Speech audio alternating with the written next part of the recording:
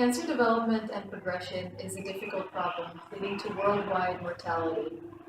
While the genetics and the biochemistry of the problem have been studied intensely, the biophysics also has important meaning. Specifically, the mechanical interactions of cancer cells with their environment can reveal how these cells perform processes related to invasion and allow us to understand how they successfully invade new regions and then proliferate. This could reveal targets for treatment and allow us to manage and diagnose this problem more easily. In this work, we'll show an automated approach to quantitatively analyze confocal images, which allows us to identify differences between invasive metastatic cancer cells and benign cells, and be able to show how they mechanically interact differently with their substrates.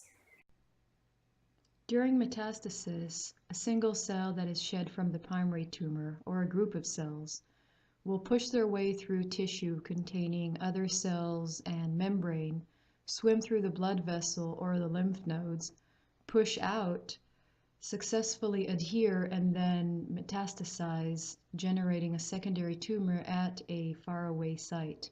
This process relies heavily on changes in both cell stiffness as well as their ability to apply force.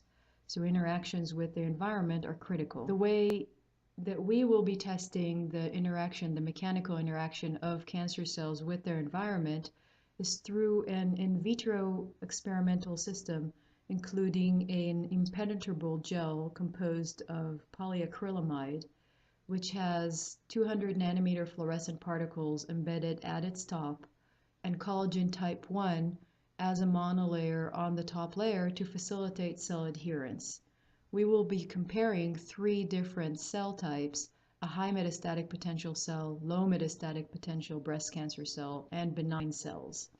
When placing all 3 cell lines on these gels, the cells morphologically look similar, as cells on soft gels typically remain rounded and do not spread out.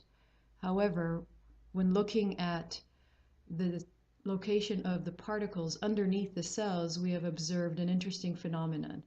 In the benign cells, we may observe the particles being moved laterally on the XY surface of the gel. However, underneath the low and high metastatic potential cells, we observe a hole. Since these are impenetrable gels, they are non-degradable and the pores are too small, cells do not have access to the particles. What actually happens here is that the cells are indenting the gels, moving the particles to a lower focal plane. As we had previously observed in a work also published in NewJournalofPhysics, the cells will grip onto the gel, apply force, and pull the gel inwards and upwards, pushing the entire cell body downwards into the gel.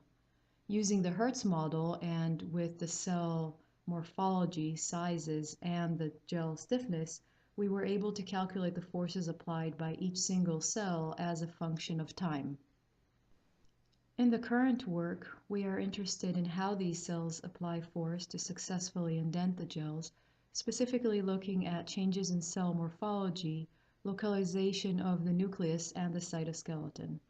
To do this, we have utilized a custom-written software based in MATLAB 2012 that allows us to take confocal image slices and perform 3D rendering and then automatically measure scales of the cells and the different stained elements in the cell.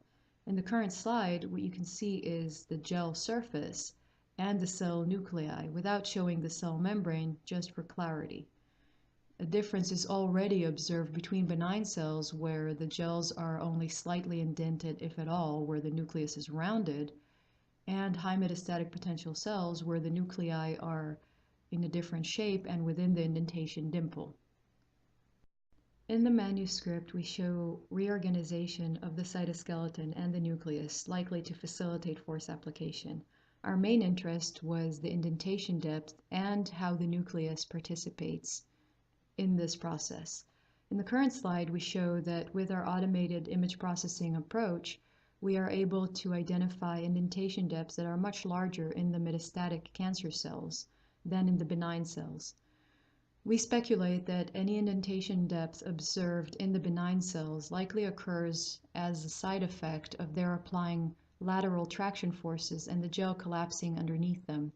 So we define the maximal indentation depth identified in the benign cells, which is about 2.7 microns, as an unintentional indentation depth, focusing on indentation depths that are larger than that are observed in the cancer cells.